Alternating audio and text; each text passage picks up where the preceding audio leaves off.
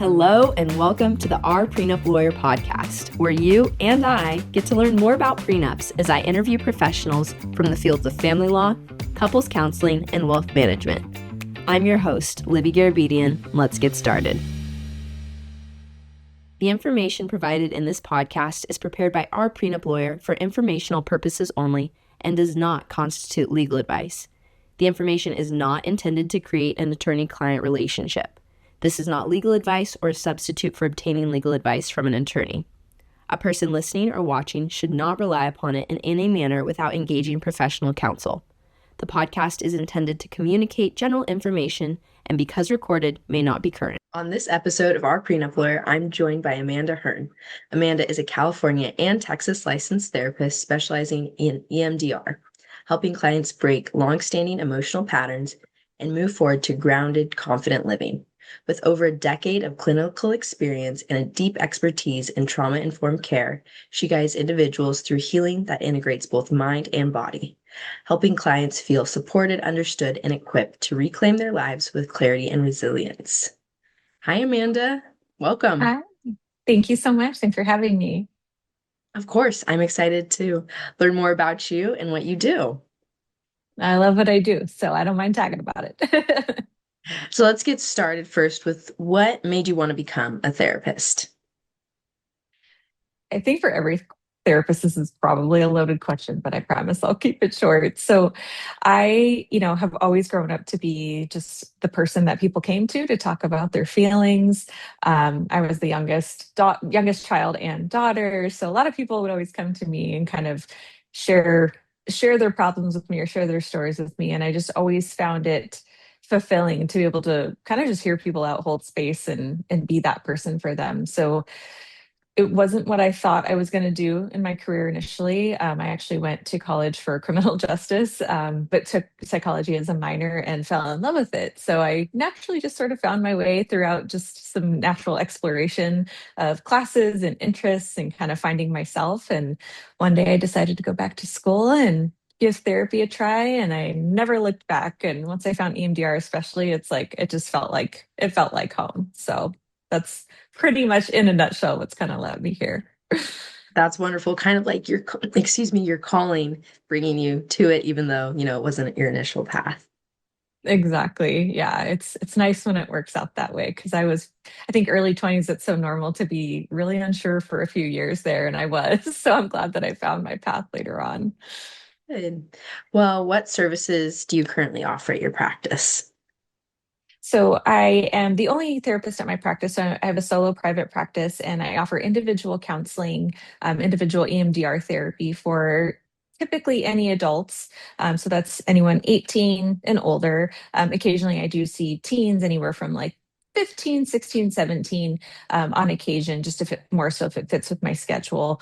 But that's primarily what I offer. And then I'm also an EMDR consultant, which means I get to guide other EMDR therapists in their journey in becoming certified EMDR therapists, growing their confidence in their practice. Again, just because I love so much of what I do, I love helping other people feel confident in this practice because while it's a structured therapy, it can be a little bit scary and overwhelming when you're first starting. And I remember feeling that way. So I just really took therapy and found another way to like expand that too into another sort of like supervisory type of role, which I love as well. That's amazing. And can you explain how EMDR typically works? Yes. So usually this will take longer than 30 minutes, but again, I'm going to try to simplify this for the audience and try to speak in a way that like makes sense for my brain too. EMDR can get really jargony and wordy, but in a nutshell, when we go through life, our brain has a natural way of digesting information and making sense of the world around us. Um, when we go through difficult experiences, there's kind of like this messaging that gets encoded in our mind and in our nervous system. And it might look something like, I'm not good enough. It's my fault. I'm not worthy. Um, I can't handle hard things like that. So we get messaging through difficult experiences. For some, the brain can kind of digest that information in the way that it's meant to, doing its thing.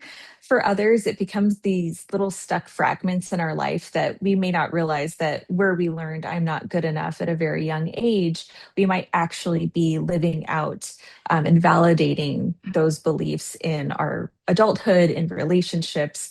And for a lot of people, it's something that's not necessarily always noticed or recognized, or maybe lacks awareness of those dots actually connecting. And so, what EMDR does is there's bilateral stimulation that's included, or that's involved in the process of kind of changing what that information means to our minds and our nervous system. And that's where it gets a little bit jargony. But in a nutshell, what that means is we take that information and that belief. We use bilateral stimulation, which means we're getting both sides of the brain to talk at a very quick pace. And it's taking the brain's natural healing mechanism, just like we do in REM sleep. We consolidate our day. We're actually mimicking that process while we're awake. It's not hypnosis. We're fully conscious, but we're just like repackaging that information. So I'm not good enough doesn't feel present. When a partner may leave us, or something, or a relationship ends, and we feel like, oh, I must not be good enough. It reminds me of that time. My parents got divorced, and my one of my parents or caregivers left me. We are able to kind of take that away and say, that's not true right now. This is actually what's true for this circumstance. And it feels less emotionally charged. So, in a nutshell, what EMDR does is the messaging that we got that feels extra charged in our present day, we lower that charge, lessen that charge, and then we find new what we call adaptive beliefs, like I'm good enough, I did the best I could, I'm a strong person, any of those things that we wish to believe. It kind of helps us embrace those, believe those, and not just from here, but from a nervous system up. So that's why they call EMDR a body level up approach, as opposed to a top down, which would be more of like talk therapy, cognitive therapy, and things like that. So it's the best I can do to make it as concise as possible, but I could go on and on. No, that was amazing. Thank you for the explanation. So, can EMDR actually change the way someone shows up in love, or does it simply help them understand why they love the way they do? It can be both. Absolutely, it can be both. So awareness is one aspect of it. And that's where talk therapy can be so great. It brings a lot of awareness. We can recognize our patterns. We can call them out. We can say, I want to change this. What EMDR does is it's just that deeper nervous system. That's where we get the mind and body connected. And we're actually reprogramming, so to speak, the nervous system's response to something.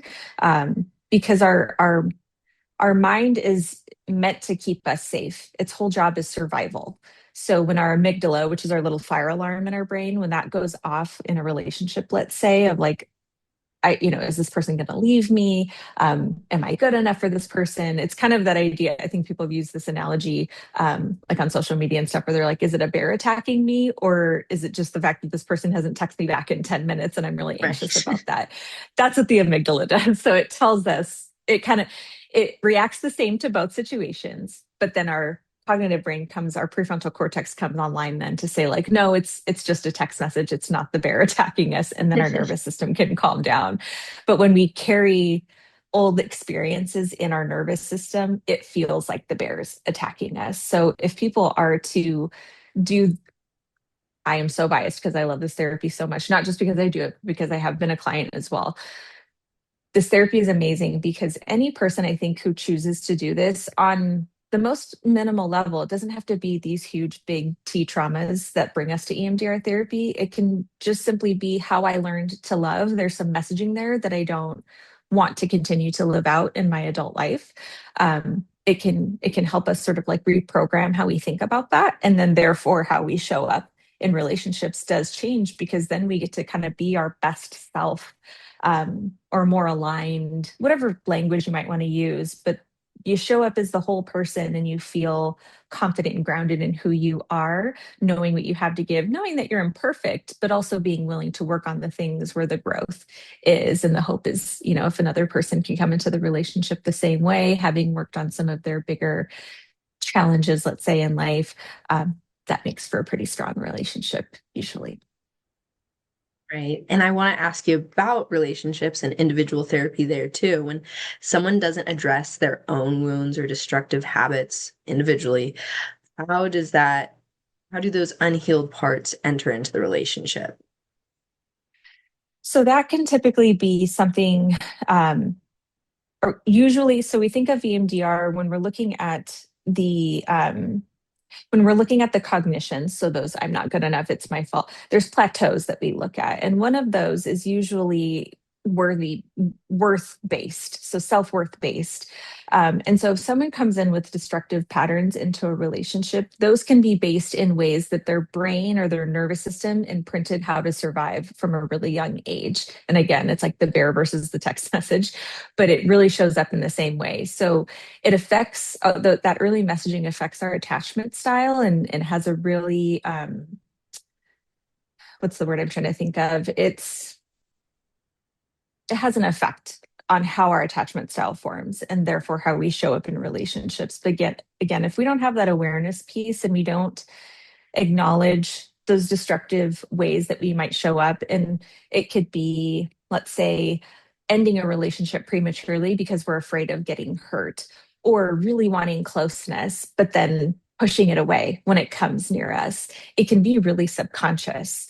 So those are ways, again, that it can show up in relationships, and we want to address things related to our attachment style, or it would be beneficial for folks to address things related to their attachment style, because that's really going to give them the information they need to know my attachment style just tells me how to show up in the world so I can survive. But sometimes that messaging is really old, kind of needs a software upgrade, so to speak. Our iPhones need it every week. Sometimes our brains need those upgrades too. So obviously, we live in the world where social media has turned attachment styles and trauma responses into trending audio. Has this, do you think, helped people understand themselves or has it made it messier?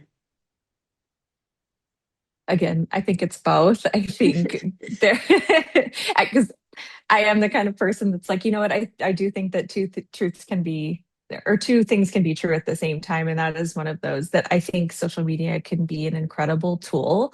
It can be really helpful and informative. However, it is not a replacement for therapy. And I think a lot of therapists really try to emphasize that when we are sort of putting our education out there to the world. I am not your therapist, being on social media, but what I do love to do is educate and inform and say, if you're noticing X, Y, and Z patterns, or if this is showing up in your life, this might be something worth exploring deeper with that person or that therapist that you're working with. So awareness is only half of it. We have to be willing to do that deeper work, go a little bit deeper, really explore these things. And so sometimes I think that over pathologizing that can happen through social media. People love a good label. Um, and I don't judge that. I understand why labels can be really helpful, but I do think there's a little bit of over pathologizing in that we don't then take that next step to again do that deeper work and to really understand how is my nervous system digesting this, and then how is it then showing up in my relationships, and how can I change that. The work is really in the session, not just learning and learning and learning about it. And I'm a little guilty of this myself. I love absorbing stuff about the brain and trauma work. I relate to it in my own way, but it's not until I show up in my own therapy where I get to dive more into that to understand why that's happening, and then maybe even reprocess using EMDR therapy. Right. So professionals like you who are putting out this amazing information, it can be like a push forward to get someone in the right direction or ask those questions that they need to actually get them to make the change. Absolutely. I think, obviously, I can't speak for everyone or every therapist on social media, but I think a lot of us are out there just trying to help people not feel alone in what they're going through, especially with technology and social media the way that it is now in 2026. So many people are feeling alone behind the screen, and they don't maybe have connections in their life, or they don't have supports, or they're trying to use some form of AI or something to get more information about, what it is that I'm experiencing. Am I crazy? Am I alone? The answer is no. And so that's why I'll speak for myself, but like that's why I put out information, whether it's for clients or for other EMDR therapists being nervous about doing this therapy. It's that you're not alone. No question is a bad question if what your feelings are valid, period, but let's go understand where they're coming from and how we can help you feel better. That's ultimately the goal, I think, is to feel a lot better than maybe we're feeling in our day to day. Right. Now, what's one misconception you think that people have about healing that keeps them stuck longer than the trauma itself or the incident? Sure. So some people do have a fear about EMDR. It can be a buzzword. It gets thrown around a lot. People have heard about EMDR, but maybe don't understand the process of it. Is that we just like throw you in the deep end and we're like, okay, let's go relive all of your trauma. And that is absolutely not the case. There's 8 phases to EMDR, and the first two are getting all the information that we need that's really important and pertains to why you're in therapy. And the second phase is safety. And so when we talk, jumping into like the trauma processing in EMDR, that's sessions down the road, maybe even months for some people. So a common misconception is like you just show up and we're like reliving this horrible thing that you went through in your life. And that's couldn't be further from the truth. A good and trauma informed therapist should be, whether it's EMDR or even talk therapy, but we should be making sure that this relational aspect feels safe. Because one, we need to be able to feel comfortable sharing whatever it is we want to share. The good news I will say about EMDR is that you actually don't have to verbalize every single thing that you're either what's coming up in your mind as you're reprocessing or once again, not reliving it.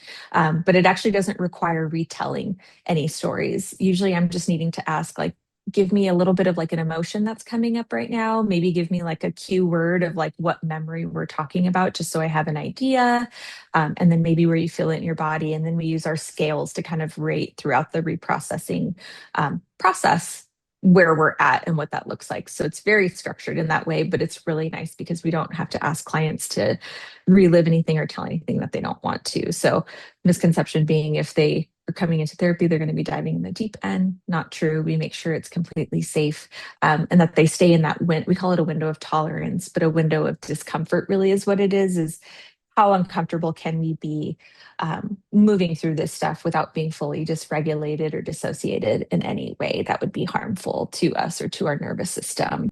Some people may have questions about like in-person therapy versus virtual therapy. Sometimes people think that virtual therapy can't be as effective. I know I'm biased because I do offer fully virtual therapy, but I will say the only time it has not worked out was when I worked in community mental health and I worked with survivors of intimate partner violence. Anybody with any active stuff going on or active abuse going on, that was not going to be a fit to do therapy virtually. And then any folks who come in and they just decide, I don't have a quiet space or I'm feeling like I want more of an in-person connection, great. And I will absolutely get them connected wherever they need to go. But as far as the effectiveness of EMDR being virtual, since COVID, there's been so many great tools that have been created now. So now my clients just click a link and they watch bilateral stimulation on the screen or they listen to it. Or they've even gotten so fancy. We have these little buzzers that we can use, but we actually plug them into our computer. And from my iPad, I can turn them on and the client can hold them.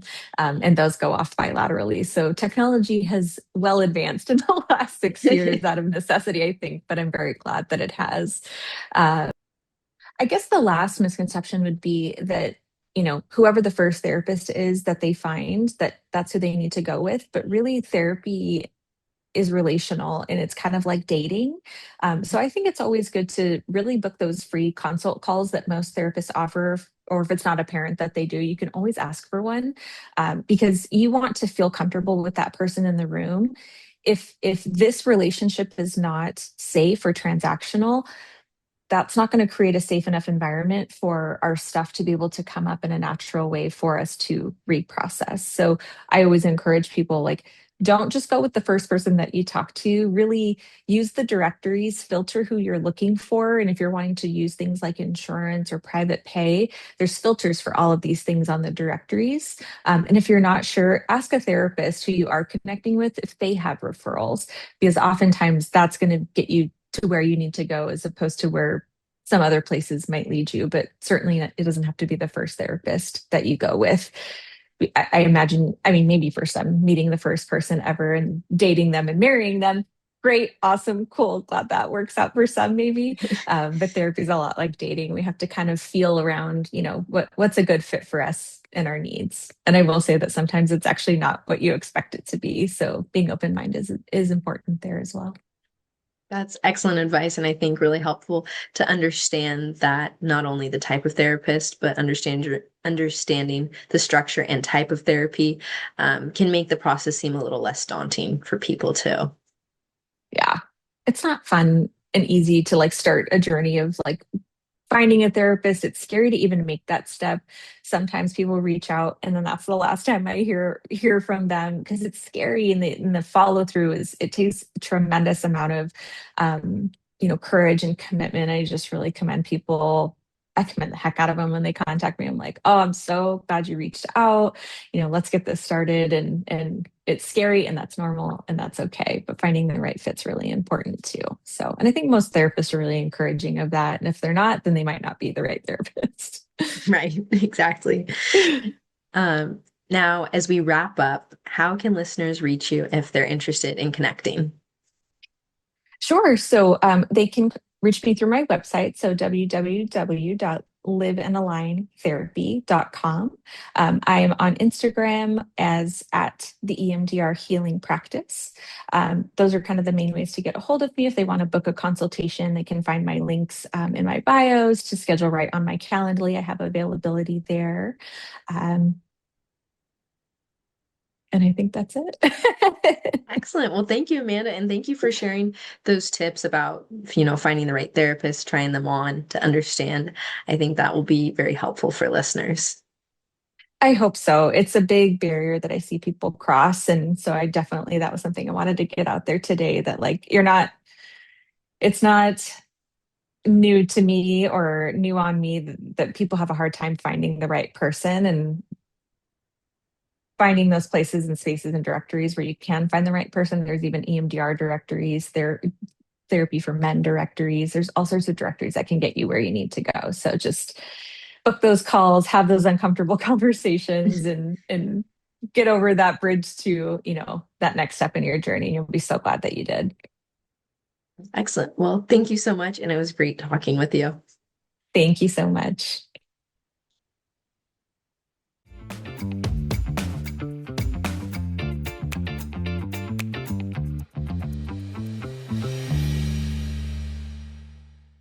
That's our show, folks. Thank you for listening to our Prenup Lawyer. Make sure to like and subscribe, and feel free to drop a comment below. Follow us on Instagram at Our Prenup Lawyer, and listen to us on Spotify, iHeart, Apple Podcasts, Audible, and watch us on YouTube. See you guys next time.